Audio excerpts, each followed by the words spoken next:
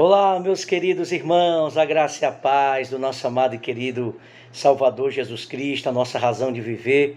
Estamos aqui para mais uma devocional. Eu não esqueci, o nosso compromisso é que todos os dias nós estamos aqui reunidos para trazer uma palavra de edificação, de exortação, de repreensão, de consolo, de encorajamento, porque tudo isso nós encontramos na Escritura, na Santa Palavra de Deus. Então nós estamos hoje na nossa devocional de número 10.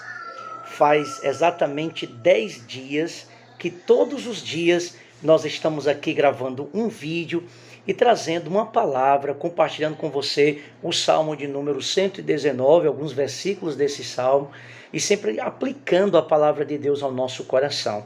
Desde já, eu agradeço a você pelo carinho, por compartilhar os nossos vídeos, por ter se inscrevido no nosso canal, por dar o like, por compartilhar, por participar comigo desses momentos devocionais. Muito obrigado. Eu faço isso para a glória de Deus e para a edificação de você aí, que sempre me assiste, que sempre acompanha aqui os nossos vídeos, para a glória de Deus. E hoje nós queremos falar sobre um tema muito importante, muito maravilhoso, que é sobre a bondade de Deus. É um dos atributos de Deus, a bondade de Deus. E esse atributo de Deus, na teologia, é chamado de atributo comunicável. Por que é comunicável? Porque nós também recebemos de Deus, por sermos a imagem e a semelhança de Deus, nós temos algo de bom em nós. Mas esse algo de bom em nós não é de nós mesmos, não é da nossa natureza pecaminosa, mas é algum vestígio da imagem e semelhança de Deus que ainda resta em nós. Mas o cristão que se converteu ao Evangelho, ele precisa gerar o fruto do Espírito da bondade. Ele precisa crer, ele precisa confiar na bondade de Deus, e essa bondade de Deus faz com que ele também seja um homem bom, uma mulher boa, exercendo então esse atributo de Deus de bondade. Então vamos ver a bondade de Deus, sobre a bondade de Deus revelado na Escritura, como nós podemos nos deleitar na bondade de Deus. E olha, meus irmãos, que todos os dias nós somos alvo da bondade de Deus. Todos os dias nós somos alvo das misericórdias de Deus. Como esse Deus é bom, de fato ele é bom. Então nós vamos ler o Salmo de número 119, continuando aqui os salmos, os versos do Salmo 119, os versos 65 ao 68, tá bom? Vamos fazer a leitura, você pode acompanhar conosco também na sua casa. Diz assim: tens feito bem ao teu servo. Esse é o salmista falando com Deus, é uma poesia, é um cântico, e ele está expressando essas palavras, essa poesia, esse cântico, para com o Todo-Poderoso, para com Deus. Ele diz assim: tens feito muito bem ao teu servo, Senhor, segundo a tua palavra. Ensina-me bom juízo e conhecimento, pois creio nos teus mandamentos. Antes de ser afligido, andava errado, mas agora guardo a tua palavra. Verso 68. Tu és bom e fazem o bem, ensina-me os teus decretos. Então o salmista está expressando aqui a bondade de Deus, né? Essa bondade que nos mostra a verdade. Deus é tão bom que ele nos mostra a verdade. Deus é tão bom que ele enviou o seu filho para morrer em favor de muitos. Deus é tão bom que ele enviou o seu filho para cumprir a obra de redenção, de perdão dos nossos pecados. Deus é tão bom que ele poderia, depois que Adão e Eva pecou, ele poderia ter exterminado a raça humana, mas aprove a Deus, quis o Senhor Deus bondoso traçar um plano de salvação para resgatar os eleitos, aqueles a quem Deus escolheu, aqueles a quem Jesus escolheu antes da fundação do mundo. Então, em todos os momentos, a natureza, o comer, o vestir, o que temos, o nosso trabalho, a nossa família, tudo que nós vivemos, tudo que alcançamos, todos os livramentos, até mesmo as disciplinas, as correções do Senhor, é ato de sua bondade, é revelado a nós a bondade de Deus. Então, como vemos nessa parte, o salmista começa clamando a Deus para que ele demonstre sua bondade, assim como havia prometido. Como diz aqui no verso 65, tens feito bem ao teu servo. O salmista reconhece a bondade de Deus para com ele. Ele reconhece que em todos os livramentos, em todas as coisas que aconteceram e que acontecem na vida dele, é ato da bondade de Deus. Ele reconhece isso. E eu lhe pergunto, você tem reconhecido a bondade de Deus? Você tem reconhecido, você tem visto, você tem agradecido, você tem sido um filho grato ao Senhor pela sua bondade? E ele continua, Senhor, tens feito muito bem ao teu servo, Senhor, segundo a tua palavra. Ou seja, as promessas de Deus contidas na palavra, aqui revelado na Escritura, é ato da bondade de Deus. Quando nós nos deleitamos nas promessas de Deus, e alguns estudiosos chegam a dizer que há 365 promessas na Bíblia, uma para cada dia. Nós não temos como precisar isso, mas se de fato temos 365 promessas, significa dizer que para todos os dias, quando nós acordamos, que nós respiramos, olha, a gente precisa se quebrantar diante desse Deus maravilhoso e cantar e adorá-lo, louvá-lo pela sua bondade. Então o salmista primeiro começa clamando a Deus para que ele demonstre a sua bondade para com ele, como Deus havia prometido. E Deus não é um homem, Deus cumpre, Deus é fiel, Deus cumpre com a sua promessa, Deus não esquece dos seus eleitos, Deus não esquece daqueles que amam a ele, daqueles que temem a ele. Às vezes ele fica em silêncio, é verdade, mas até o silêncio de Deus é para nos ensinar a ter paciência, a esperar as coisas no tempo de Deus. Deus está nos moldando segundo a sua vontade. Precisamos então entender e compreender isso. Então muitas vezes nas Escrituras e em nossas próprias orações, parece que estamos lembrando Deus de algo, né? Parece que a gente até pensa que Deus esquece, mas Deus não esquece.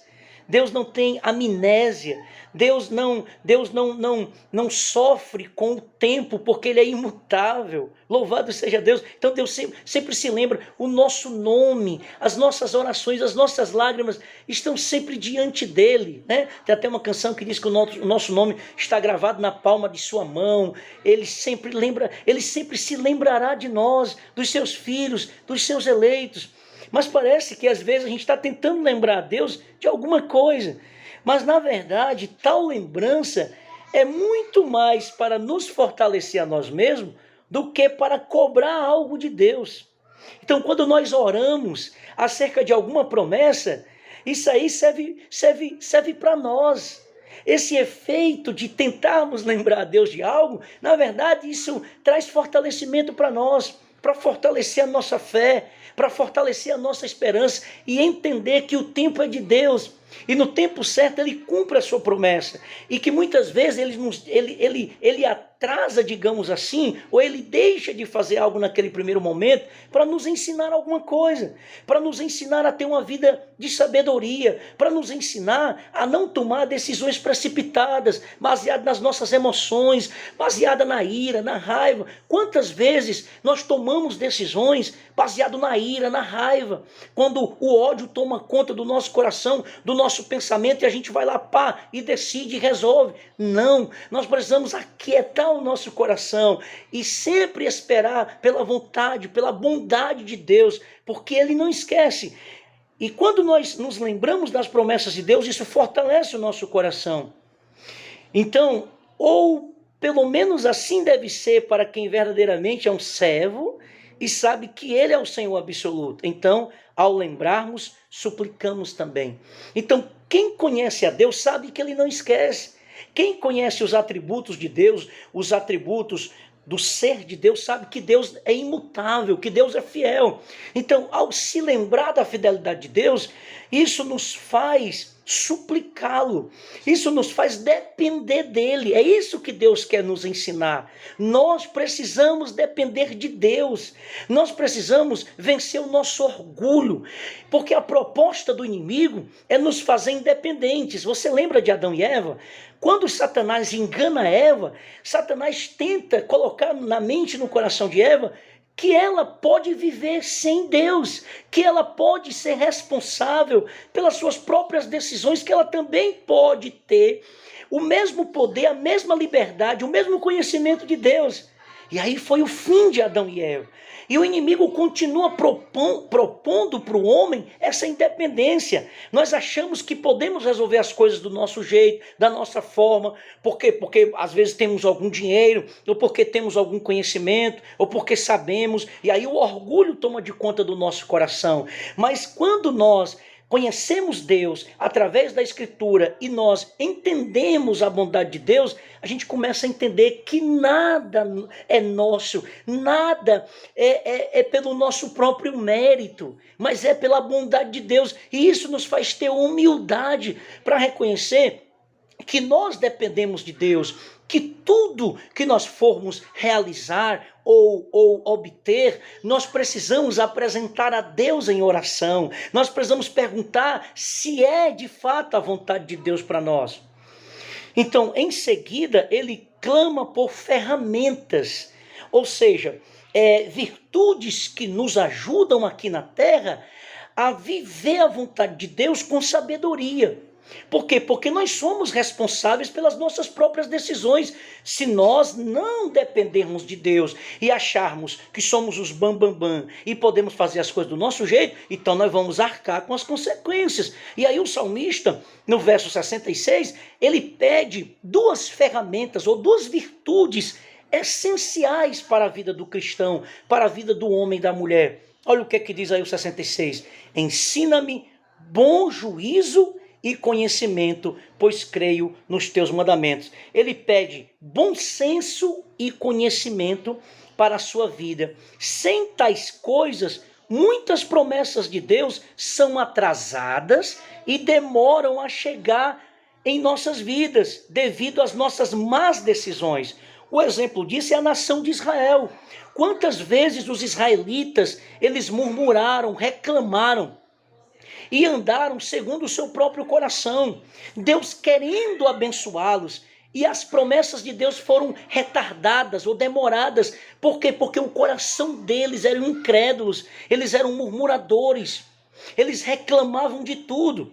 Então, se nós não tivermos conhecimento e bom senso, sabedoria de como nos conduzir prudentemente segundo a Escritura diante das decisões que vamos tomar, nós vamos tomar decisões erradas. E aí depois nós não temos como reclamar de Deus, nós não temos como culpar a Deus se formos nós que tiramos da mão de Deus. Na verdade, nem colocamos na mão de Deus, nem oramos, nem esperamos o tempo de Deus. Logo decidimos, logo queremos fazer do nosso jeito. E aí arcamos com as consequências. Então é por isso que muitas vezes as promessas são atrasadas, são demoradas.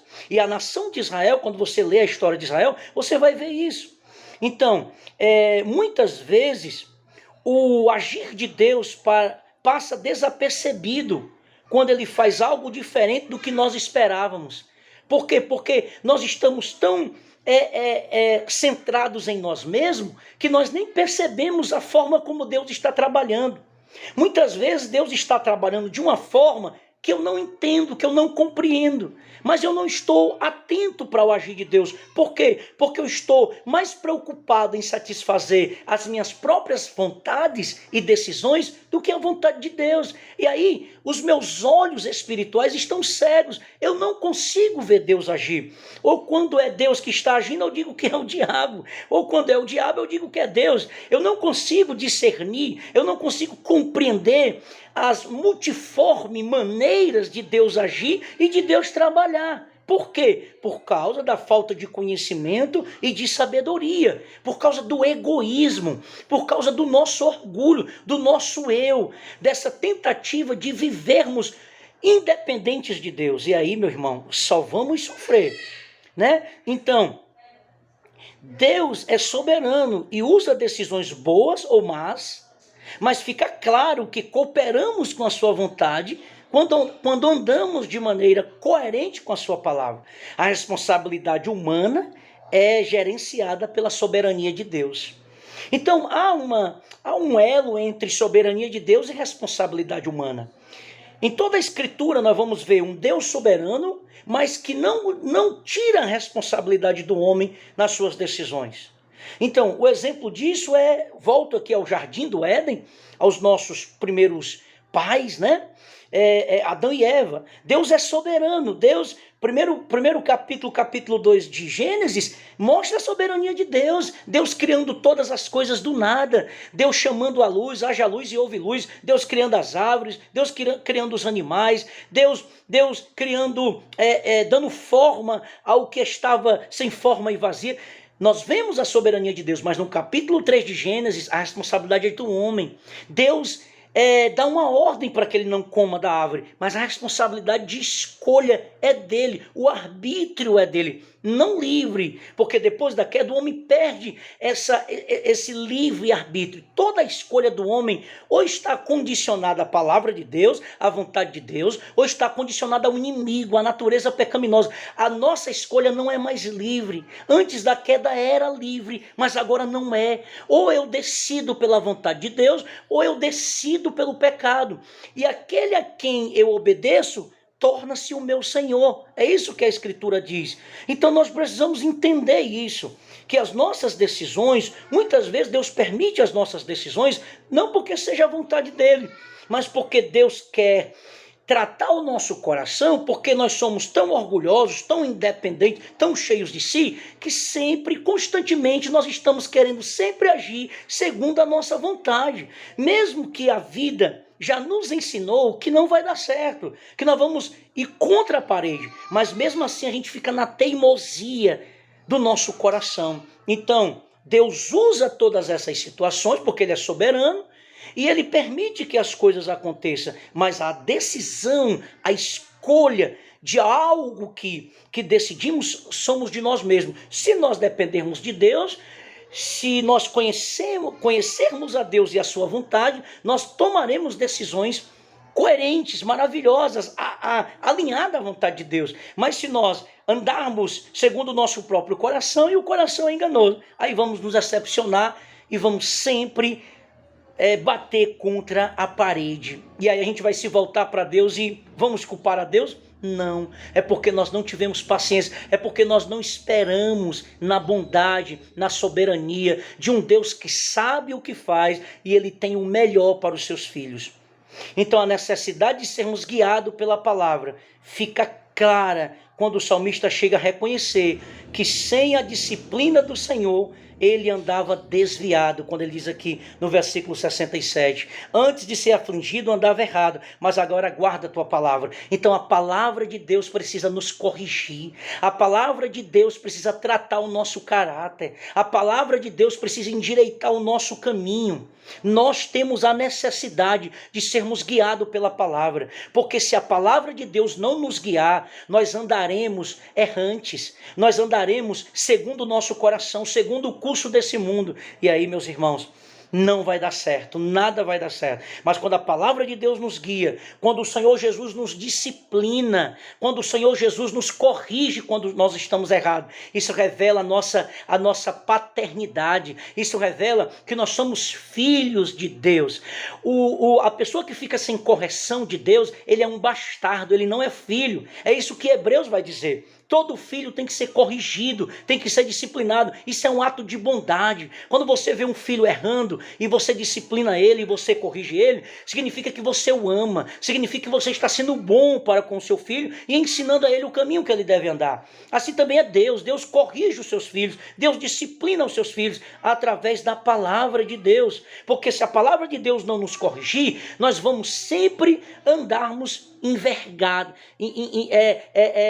desviado do caminho, da direção de Deus. Desviado mesmo. A palavra ensina, mas também repreende e corrige. Como diz aqui em 2 Timóteo 3, 16 e 17, quando trata dos benefícios da Escritura. A palavra ensina, a palavra corrige, a repreende. A palavra de Deus molda o nosso caráter. É a nossa bússola, é o nosso manual de fé e prática. Se nós queremos ser homens sábios, homens inteligentes, cheios de conhecimento, está aqui, ó. É só nós nos debruçar pela Escritura, ler, examinar e procurar conhecê-la. Aí sim nós teremos uma vida de sabedoria e uma vida em que nós vamos desfrutar da bondade de Deus de uma maneira tão profunda, irmãos, que nós não vamos sentir falta desse mundo, nem de andarmos segundo o nosso próprio coração. Então, no contato com ela, com a palavra de Deus, podemos reconhecer que mesmo os atos de disciplina de Deus são bons. Como diz o versículo de número 68, tu és bom e faz o bem, ensina-me os teus decretos. Então, nós não vamos reclamar de Deus, ou muito menos ficar chateados com Deus por alguma correção, por Ele estar pesando a sua mão. Mas saiba que Deus nunca nos castiga segundo o que nós merecemos. Até a ira de Deus vem assim misturado com a sua bondade, com a sua misericórdia. Porque se Ele fosse nos castigar como nós merecemos, irmãos, nós não estaríamos aqui. Então, pense sobre isso, reflita sobre a bondade de Deus e o adore, se alegre na disciplina do Senhor. Eu sei que no começo a gente fica chateado, mas depois diz lá em Hebreus que essa disciplina vai gerar em nós o quê? Maturidade, caráter, piedade, comunhão com Deus. Então, são reflexos da própria bondade dele, o ato dele nos disciplinar, nos corrigir e nem sempre atender às nossas orações e responder com um sim.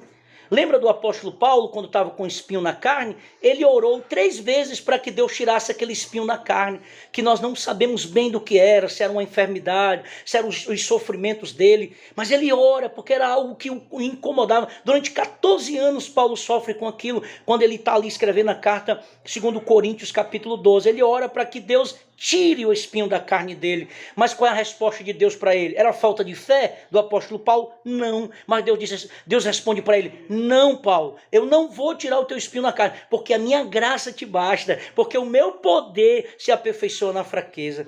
Meus irmãos, nós precisamos nos esvaziar de nós mesmos, precisamos entender que nós dependemos de Deus. Deus precisa nos corrigir, Deus precisa revelar o pecado do meu coração e gerar arrependimento em mim, porque senão eu viverei enganado pelo resto da minha vida e vou para onde? Para o inferno. Para o inferno. Então, até a disciplina é um reflexo da própria bondade dele para conosco, uma oportunidade em cores e ao vivo em nossas vidas de aprendermos com os decretos do nosso Deus. Então, os decretos de Deus são infalíveis.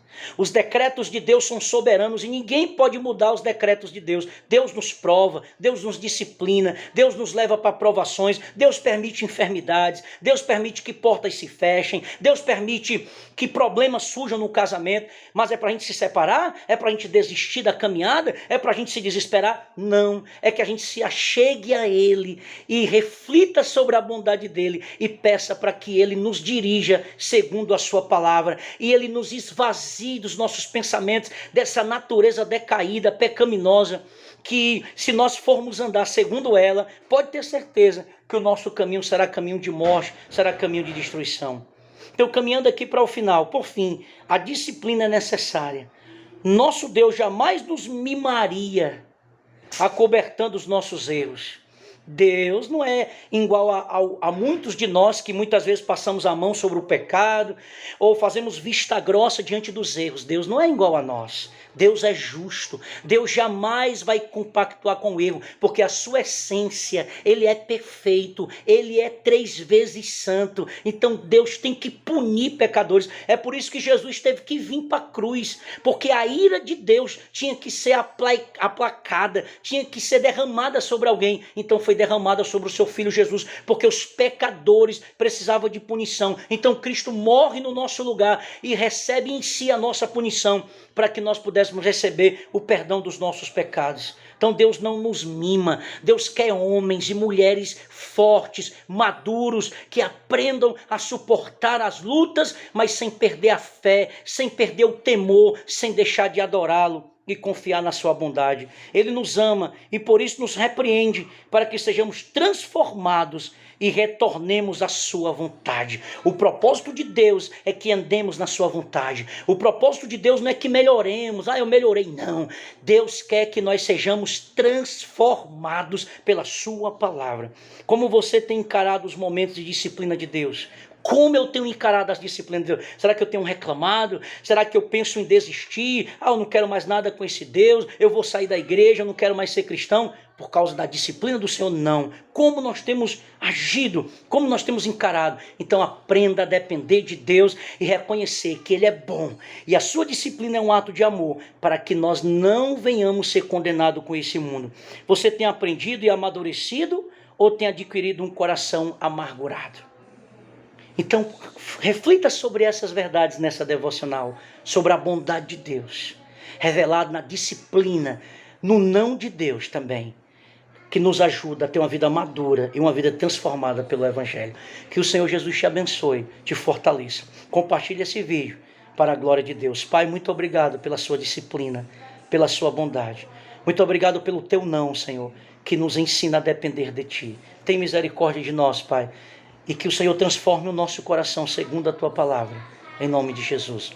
Amém. Deus te abençoe.